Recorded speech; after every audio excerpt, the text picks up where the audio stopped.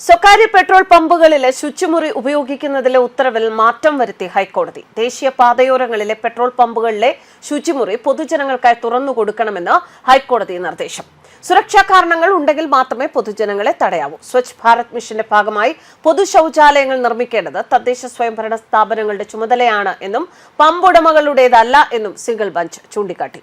പുതിയ ഉത്തരവ് പ്രകാരം പൊതുജനങ്ങൾക്ക് 24 മണിക്കൂറും ദേശീയ പാതയോരത്തെ പെട്രോൾ പമ്പുകളുടെ ശുചിമുറി ഉപയോഗിക്കാം. മറ്റു പ്രദേശങ്ങളിൽ ദീർഘദൂര യാത്രക്കാർക്കും ഉപഭോക്താക്കൾക്കും മാത്രമായി ഉപയോഗം പരിമിതപ്പെടുത്തിയിട്ടുണ്ട്. ജൂൺ 17 ഹൈക്കോടതി ഇറക്കിയ ഇടക്കാല ഉത്തരവിൽ ഭേദഗതി വരുത്തിക്കൊണ്ടാണ് പുതിയ നിർദ്ദേശം വന്നിരിക്കുന്നത്.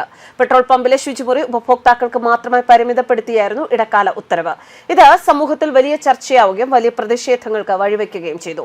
മുൻപ് തിരുവനന്തപുരം ഉൾപ്പെടെയുള്ള കോർപ്പറേഷനുകളിൽ സ്വച്ഛ് ഭാരത് മിഷന്റെ ഭാഗമായി പൊതു ശൌചാലയം എന്ന രീതിയിൽ പെട്രോൾ പമ്പുകളുടെ ശുചിമുറികളിൽ സ്റ്റിക്കർ പതിപ്പിച്ചിരുന്നു.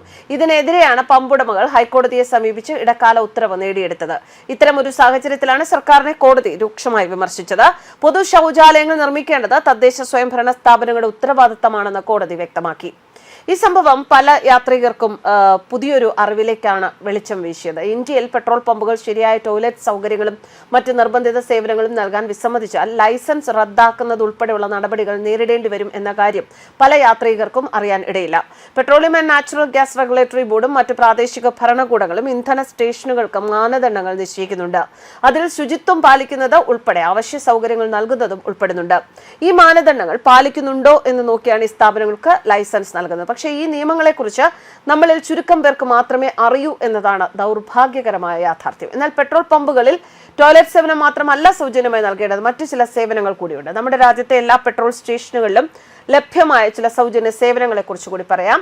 ശരിയായ ടോയ്ലറ്റ് സൗകര്യങ്ങൾ. യാത്ര ചെയ്യുമ്പോൾ ബാത്റൂം ഉപയോഗിക്കണമെങ്കിൽ പെട്രോൾ പമ്പിൽ പോയി ടോയ്ലറ്റ് ഉപയോഗിക്കുക ഒരു വ്യക്തിയുടെ അടിസ്ഥാന ആവശ്യകതയാണിത്.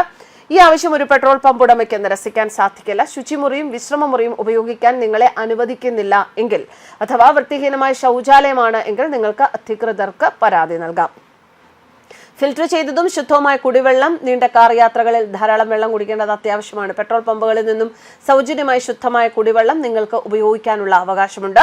പെട്രോൾ പമ്പ് നിയമപ്രകാരം വെള്ളം നൽകണം എന്നതാണ്. ടയറുകളിൽ സൗജന്യ വായു, അതായത് റോഡുകളിൽ വാഹനങ്ങൾ സഞ്ചരിക്കണമെങ്കിൽ ടയറുകളിൽ കൃത്യമായ വായു വേണം. ടയറുകളിലെ വായുമർദ്ദം കുറയുന്നത് ഡ്രൈവിംഗിന് ഉൾപ്പെടെ വെല്ലുവിളിയാകും. അത്തരമൊരു സാഹചര്യത്തിൽ പുറത്തു പോകുമ്പോഴെല്ലാം വാഹനത്തിന്റെ ടയറുകളിലെ വായു ഒരു ടയർ ഷോപ്പിൽ പരിശോധിക്കേണ്ടി വരും. പക്ഷേ ഈ സേവനത്തിന് ഫീസ് ജനങ്ങൾ നൽകണം.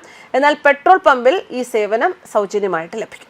അഗ്നിസുരക്ഷാ ഉപകരണം. പെട്രോൾ പമ്പിന് സമീപം തീപിടുത്തം പോലുള്ള പ്രശ്നങ്ങൾ നേരിടുകയാണെങ്കിൽ അത് കെടുത്താൻ അഗ്നിസുരക്ഷാ ഉപകരണങ്ങളും ഒരു ബക്കറ്റ് മണലും ഉപയോഗിക്കാം. അതിലൂടെ തീ നിയന്ത്രണ വിധേയമാക്കാം. എവിടെയും ഉപയോഗിക്കാവുന്ന സൗജന്യ അഗ്നിസുരക്ഷാ ഉപകരണങ്ങൾ പെട്രോൾ പമ്പുകളിൽ ലഭ്യമാണ്.